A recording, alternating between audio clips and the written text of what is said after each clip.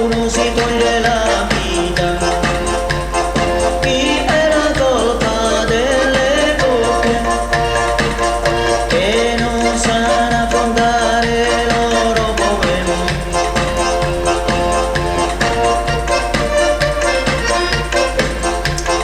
La la la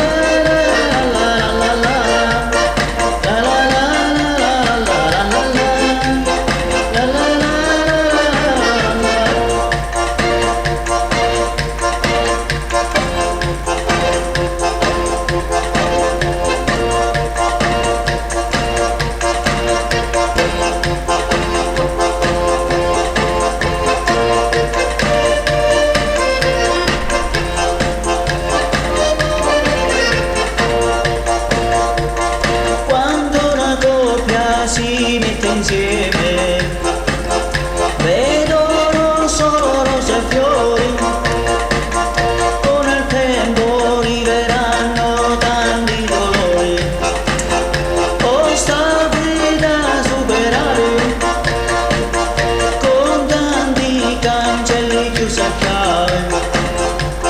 Se la coppia insieme non trovano le chiavi giuste,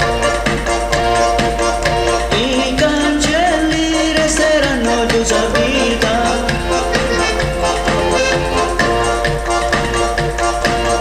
E il bambino non cresce bene.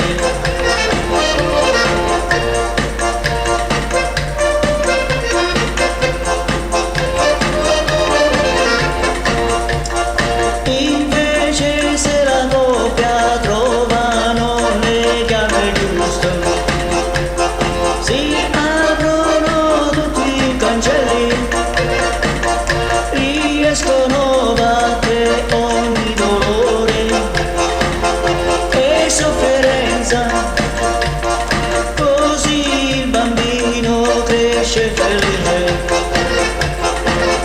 e anche lui si fa una famiglia, così il bambino cresce felice e anche lui si fa una famiglia.